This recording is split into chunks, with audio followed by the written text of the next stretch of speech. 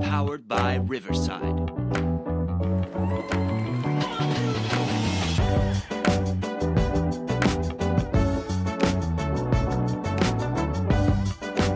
Welcome in to TheSadFan, where we talk about the good, the bad, and everything that made you sad from the previous week. And I've got to say, it makes me kind of sad that people forget about how rookies are treated in every single sport when they arrive. Wes, did you see the clip of Caitlin Clark getting bodied this weekend against the Chicago Sky? I did. By Chennedy Carter, I think her name was. Yeah, and first of all, let's get this out of the way. It was ultra dirty. It was an absolutely dirty hit. 100%. It was gross. But let's go back to when Michael Jordan was coming up, and let's go watch some clips of him against the Celtics or the Bad Boy Pistons when they're literally clotheslining Michael Jordan as he goes in, and everybody's like, but she brought so many people to the game. Bitch, did you forget how unpopular the NBA was? It's not always been what it is now. Michael Jordan, Larry Bird, Magic Johnson were really the ones that brought NBA basketball and made it appointment television. Michael Jordan was getting destroyed. They changed the rules of basketball for Michael Jordan. People don't even realize that. Go ahead, Wes. I mean, I was going to say, right now she's like the top dog. She's like the new person, and everyone's wanting to get their licks in. I mean, it's basketball. It's a physical sport. And, I mean, it was a cheap shot. And of course, Caitlin Clark fans are going to be mad, but at the same time, I mean, they did it to LeBron, they did it to MJ. Everyone's wanting to like make their stake in the playground. You know, everyone's wanting to mark their territory by getting your hit in on the biggest, baddest new kid on the block. Yeah, I mean, and it just recently happened to Angel Reese. Remember, we were talking about it where she was getting clotheslined and like she got choked down for a rebound at one point. It's going to happen to all of these ladies who are bringing massive attention because the spotlight's going to be on you, but you also are going to put a target on your back. Whether you like it or not, whether that's your intention or not, that's what's going to happen. Now, here's what I don't think anybody wants to see Caitlin Clark handled with white gloves. I mean, that's not exactly the point. I agree. And this is going to bring fans too. I'm sorry, in America, why do you think hockey's on the up and why UFC still exists? And we're going to talk about boxing a little bit later in the show and why the NFL is the most popular sport in all of the United States. It's because we like violence in the United States. Like contact sports. Yeah. Whether we want to admit it or not, like it's time. Like we are that place. We enjoy violence. And we enjoy the contact in our sports, and we enjoy that aspect of sports and the physicality of it. You want to know the most watched baseball clips? The bench clearing brawls. 100%. And that's the one you click on, right? Right away. You're I'm like, there's a bench clearing brawl today. Okay, what started this? It's always disappointing. It's always disappointing. It's like they just stare at each other and talk. Nothing escalates. I feel like maybe once a year there's actually like a big brawl in baseball, but that's it. What is it? Joey Bats? Who is it? Joe Batista against who was the pitcher that knocked him out cold? I can't remember what that was, but I remember Batista got knocked out because he charged the mound and the pitcher got a clean one on him and he just went out. Usually they just like run up together and like chest bump and like start jawing at each other. So you just don't want to be on the wrong end of it either. I think that's also like it's a cautionary tale. Yeah. Back to Caitlin Clark. I'm more disappointed in Aaliyah Boston. All right. Now you watch that clip, and what do you see Aaliyah Boston do? I didn't notice what she did. So she's the one inbounding the ball. Yeah. What does she do right when Caitlin Clark gets hit? I didn't. You weren't paying attention to everything. I didn't notice that part. Clark get hit. Yeah, I just watched her get hit. So I'm more disappointed, literally more disappointed in Aaliyah Boston for what happened. And that's because you have to go, regardless of how you feel about your teammate, like who knows what's going on in their locker room, right? No one knows. But regardless of how you feel about your teammate, you've got to have your teammates back in that moment. That's not a moment where you don't have your teammates back. Again, regardless of how you feel about that person, you are on a team. And that means you have to go in there and you have to defend your teammate. You settle your own ish in the locker room. But the second your teammate gets bodied like that from behind when she's not even looking, you are in the other player's face, right agree. away, especially as the center. Aaliyah Boston's one of the biggest people on that court. She needs to be on it. Yeah, I agree. I mean, she, needs to. Maybe that's the issue. There's just not good team chemistry right now. But It could be that. I mean, they definitely don't have an enforcer on the court, and everybody's like gonna come at me like this is a controversial opinion. This is not a controversial opinion. Like in any sport, watch any sport. When your teammate gets hit or you feel like something's wrong, like watch the NFL. Watch what happens when the offensive line feels like their quarterback was hit dirty. oh yeah, always the center, or the left tackle. Yeah, Immediately, they're on whoever did it. Like there was a brawl last year. I can't even remember who it was, but like the whole team ran over to defend him. Like it was like a sideline clearing brawl almost. In the same NFL. thing on defense. There's always like some defensive lineman that's always the first one there. Yeah, I mean, and those are your enforcers. Those are the people you rely on. If it pops the biggest, off, baddest dude on your team. You know that person's gonna be there, and you're not gonna have to finish it off. Like that's it. That's the end of it. Here you go. Now let's look at Aaliyah Boston. Look, what did she do? Nothing. And look at how slow she walks over to help Caitlin Clark up. That's my biggest issue. Yeah. Right to there. What kind of teammate is that? And Aaliyah Boston, honestly, frankly, if we're going to shine a spotlight on this sport and we're going to bring it to prominence, she's been disappointing all year as last year's #1 overall pick. Absolutely disappointing. Yeah, this year for sure.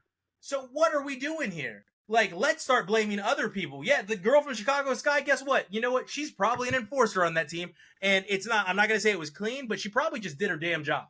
Yeah. She probably did what she was told. And you could tell by the way Angel Reese reacted to it. Going up, high-fiving her, and everybody's mad at Angel Reese for that.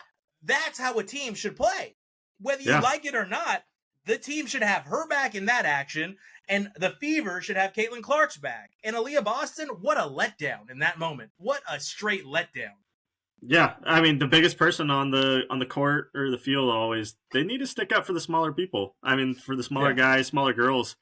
I mean, like Aaron Donald, Chris Jones, Dominican Sue, like those guys were always in the mix. Every time they felt like someone got cheap shotted, they were right there. They were up in the grill. If Aaron Donald grabbed my throat, I would cower. I'm just going to I know. I would defecate myself. Play possum. Like, I'm dead. I'm dead already. I died. I'm dead, bro. I'm dead. Okay.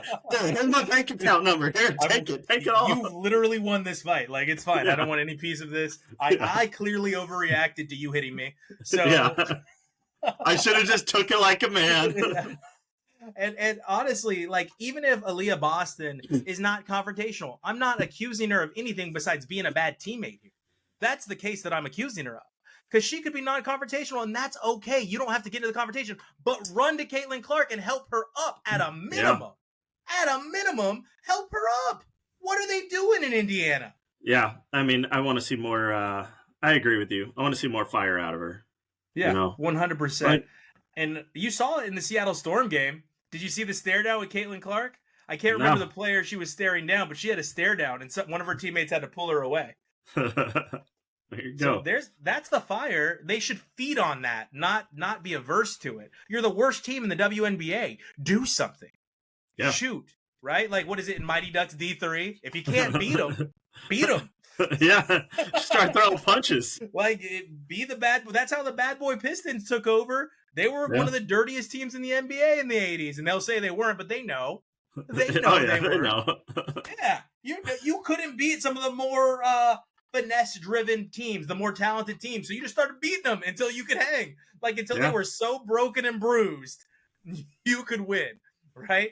So, I don't know. That's my 2 cents on it. I mean, the season's been fun. It has been fun. It seems like it's a level playing field. What do you think? I mean, what do you mean level playing field? I think that there's more parity this year than other years. Like, I thought it was going to be New York Liberty running away with it, the Las Vegas Aces running away with it again, and it doesn't appear to be that. Yeah, that's true.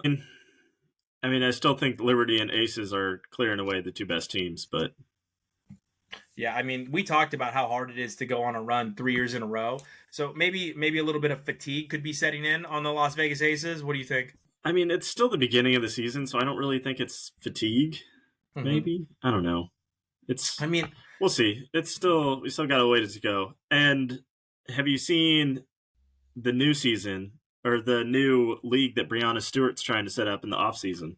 No, I haven't. I love Stewie though. What's she doing? Yeah, so her and who was it? Let me just do a quick Google here. Yeah, of course. No, and that team is great for sponsorship. Remember, both Sabrina Ionesco and Stewie have their own shoe. Yeah, so they're her and her teammate Nafisa Collier are trying to launch a 3-on-3 league called Unrivaled. And they're trying to promise higher salaries than the WNBA, and it's going to be during the WNBA offseason. If they can, I think Ice Cube already has a 3-on-3 league, if I'm not mistaken, and I can't remember what his 3-on-3 league is called. But Ice Cube, I think, already has a 3-on-3 league, so I would assume they're competing with that 3-on-3 league, if I'm not mistaken. Probably. I think it runs at the exact same time, but that would be cool because they have 3-on-3 in the Olympics now, in the Summer Olympics. Yeah, I saw that. So Kelsey Plum's team took home the gold in the last Summer Olympics on the 3-on-3 tournament in the inaugural game. But let's move forward. Let's get to hockey. Now again, you know where I stand on this. The best player wins in crunch time. I was wrong about the Denver Nuggets, and I've apologized. But Connor McDavid is making me look good because the Dallas Stars are very good. And Edmonton really doesn't have a team that matches up well with Dallas Stars, yet they're winning. I mean, I think Edmonton's going to win it. I think they win Game 6 tonight. I think we predicted this last show, right? Connor McDavid's good, but I think Florida has the best team, and I think they're going to win the Stanley Cup this year. We both predicted Florida winning the Stanley Cup. Yeah. We're both on the pan wagon, all right? But, Still am. That was fun. That was a fun series. It was all good games. All good games. And I love the toughness and the bite out of Florida. It's a fun team to follow. They're Vandals, and I dig it. I'm sorry. I like it. I'm into it. And it's funny that you said Connor McDavid. Yeah, he's good. Yeah, just a little. Just a little. He's the best player in hockey. He's the best player in hockey right now. I'm enjoying this series as well. You said you think this is going to go 7. So you think the Dallas Stars are going to take it tonight? No, I said I think Edmonton's going to take it tonight. I think they're going to win it. And end it tonight. And then we get our NHL finals coming up next week. Yep. I mean, you and I already predicted that was going to be it. Florida to Canada. Yep. I would love to see those are some expensive flights. What's the weather? Yeah, it's funny because the show I listened to down in Miami was already saying, Edmonton, expensive to fly into, huh? I also would love to know what the weather is like in Edmonton, Canada, right now. Because I think Florida's setting records for heat. Let's see. Yeah, let's take a little. Man, everything is in Celsius. I don't understand Celsius. Come on now. Well, what is it? What is it Celsius? I don't know. What does it say Celsius? If it says something Celsius, I'm changing it to. You're changing it to Fahrenheit. Man, this is hard. They do temperature in Celsius here in England as well. Okay, so it's looking like high of 19 Celsius. So the high is 19 degrees Celsius. What's that in Fahrenheit? I don't know. Oh, 66 degrees. Okay, so it's about that's not too bad. 66 degrees. That's still not great. And then in Florida, what's the high going to be? Probably 90s. They don't play in Miami. They play in Sawgrass. I don't know where Miami. that is. That's close enough. It's really not close. Oh, man. So what's their high? High 80s, but also a lot of rain. And humidity. Yeah. And lots of humidity, I'm sure. So you got a 20-degree temperature difference, humidity difference. I mean, the summer's not that different, though. But when you compare the winters, I mean, Edmonton is far north. It's like minus 20 degrees there, minus 30. And it's just snow for 7 months out of the year, 8 months out of the year. So what you're saying is it's just hockey country. It's just hockey country. I mean, those guys, probably every family has a backyard ice rink. Let's list places that Wes would never live. 1, Edmonton. Not going there. You get fed up with a Seattle winter. I could not stand it. Yeah. Everyone plays hockey there. Everyone plays backyard ice hockey. They got their own little pond. Yeah, ice is over come October. No. It's like Wes, they would invite you over for backyard hockey and you just say bleep you. Yeah. Everyone ice skates to work during the winter because cars can't drive on their ice paved roads. What do they call it? Bladed ice. It's driving on bladed ice. I had to do it in Alaska when I was working up in Alaska. Bladed ice is what you drive on. What? So they just like have how does that work? They have like so the plows they like blade the ice so it puts traction basically on the ice. So you're driving on like bladed ice. Like crushed ice, basically, like a snow cone. Or like yeah, like strip. Like it has like little strips in Yeah. it for grip for your tires to grip. And I think when I rented a car up there, they gave me like a little Honda like CRV, and I'm like, are we joking right now? Is this what I'm driving around on? So I was the slow car man, getting old. I was not racing anywhere. It was not 4-wheel drive. I was just cruising slow. Like I'm Yeah. not trying to slide nowhere. I'm not trying to be that guy. I'm just gonna just get me to work. That's all I cared about. Right. All right, so you got the Florida Panthers. I agree with you. I think this series is going to be fun, though, because you got Matthew Tkachuk against Connor McDavid. You've got Bobrovsky, who has not had a great playoffs in goal for Florida. Just been okay. Florida's bringing a good defense into it. But I just think that when it comes down to it, you've got more stars on Florida than you have on Edmonton, right? Because they have Hyman, he's good, but they're really just Connor McDavid and others, right? It's like Yeah. a band where it's like Connor McDavid and the Zits. I think I definitely think Florida's the more complete team. Yeah, I agree. What is it? But You've you know also got what? Barkov. You've got they're having a great year in Florida, and I don't even think that Matthew Tkachuk is their leading scorer. I'm trying to remember who their leading scorer is, and it's just like the name just left my brain. Right, Reinhardt. Yeah. Reinhardt is their leading scorer, and he had a breakout year as well. I just think there's too much firepower on Florida this year. They're pretty good, but you know who's gonna have firepower next year? Who's that? The Kraken. Yes. Are they finally bringing up their number 2 overall draft pick to Well, the team? Well, we just hired Dan Bilsma as did our see head that. coach. And he's So- won 1 Stanley Cup. He's won a Stanley Cup with the Penguins. And Bilsma, we trust. Here we go. I love how the Kraken posted that, and they said the second coach in Kraken history. I was like, it's the 3rd season. This is our Bilsma era. It's the 3rd The season. Hackstaw era is over. This is our Bilsma era. It was, you know what? The Kraken have been a fun team to watch, though. Like, whatever you think, they have been a fun team. The playoff run was epic. This year, they started to turn it on. They just couldn't get there. They couldn't get their engines revving in Nope. time. But we've also got the NBA Finals coming up, Wes.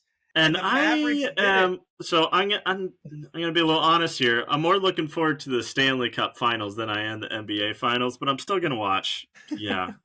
So are you going to be like, all right, let me tune in just to see if Kyrie Irving sages the Boston Celtics locker rooms again, like he did when he was a Celtic.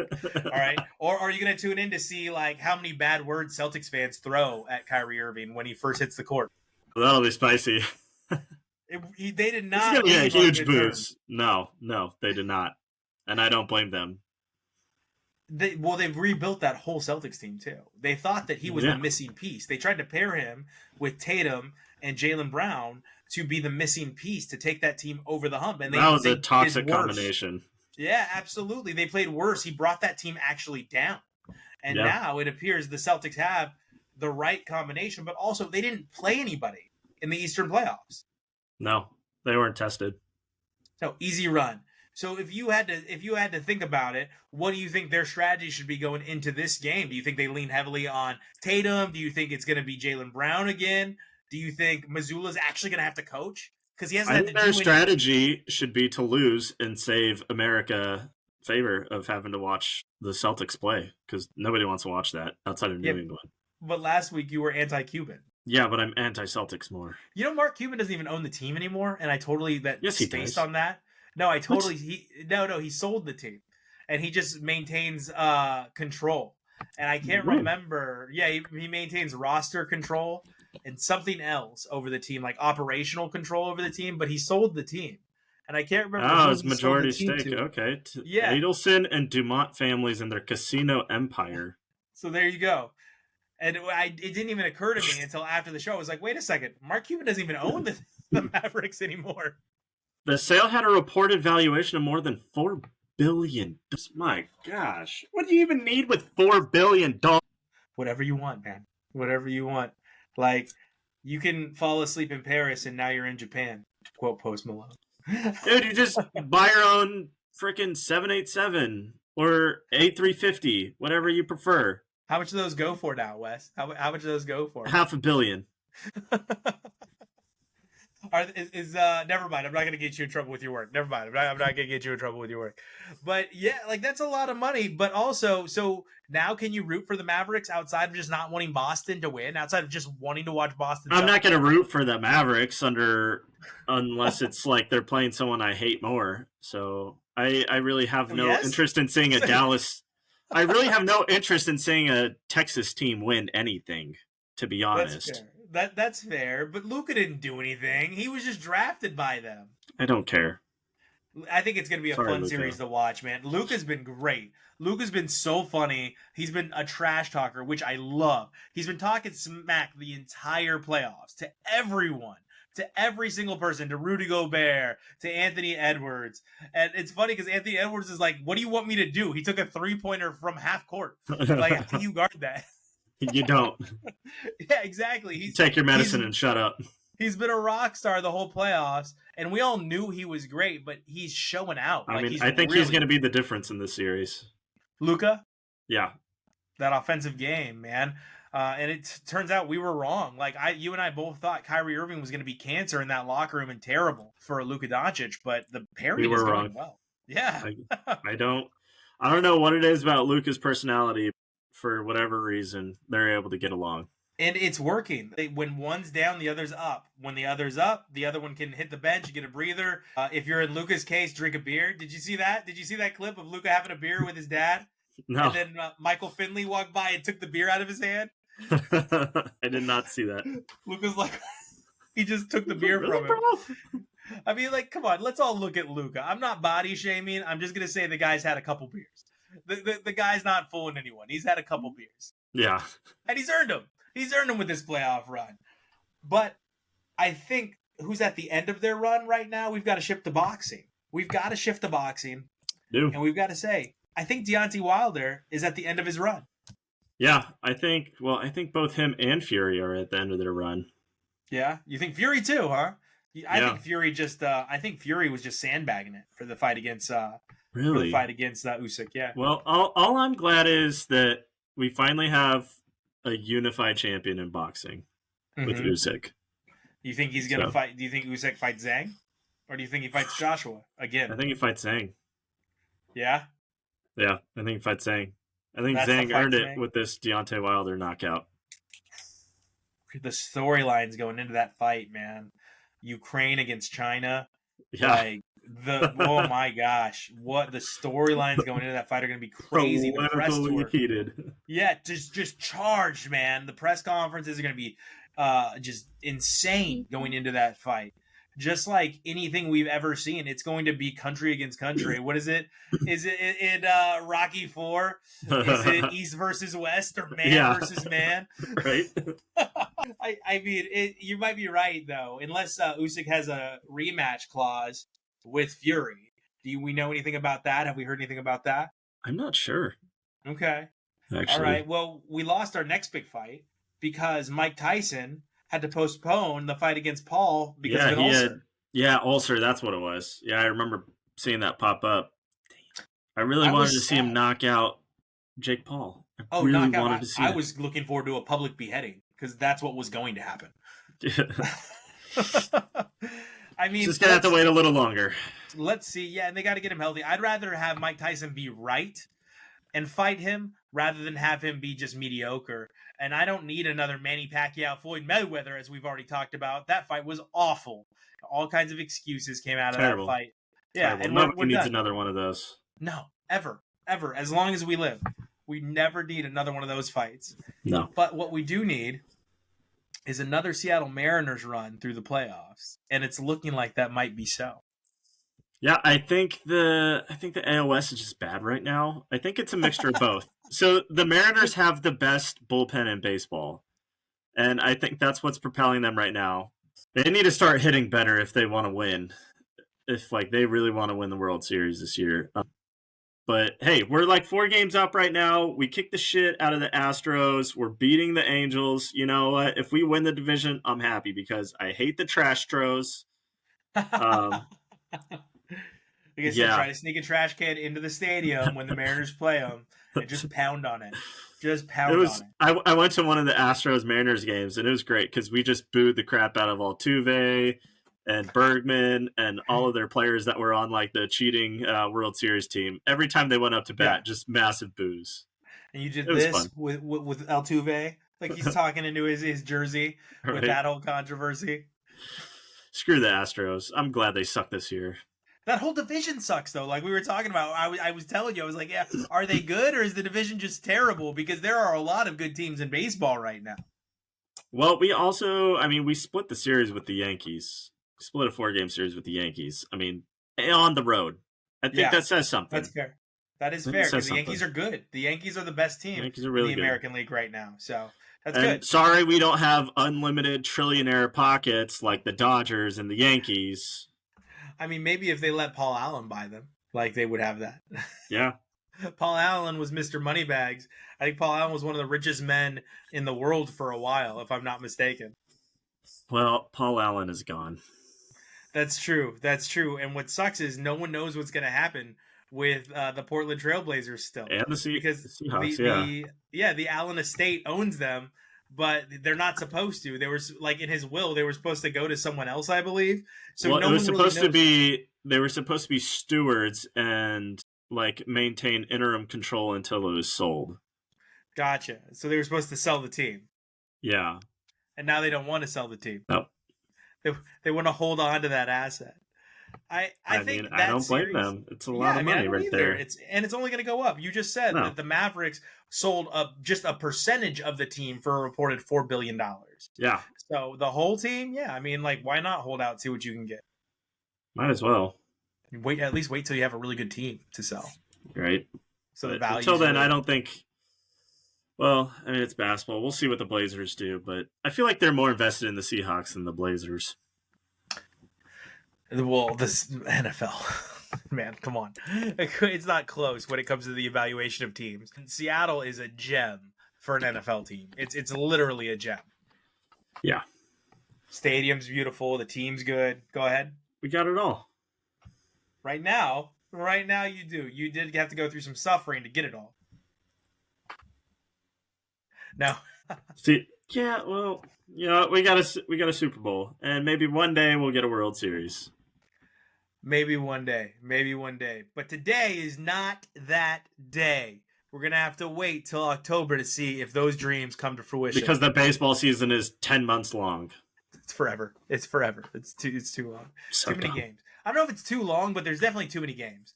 Too many games. Okay, and so I like going to Mariners games, but here's my deal, okay? When they're in town for like a week at a time, and they're in town every day, and it screws up traffic every freaking day. It's so obnoxious. I'm like, do we have to have a game every day? Like, can I just get a break? You're the old man in your car trying to get to and from work. Like, some of us live here. Some of us actually live here. Some of us want to just go home. Okay. Thanks for screwing up my commute. My gosh, is that guy the worst or the best? I don't know. The guy people actually live here.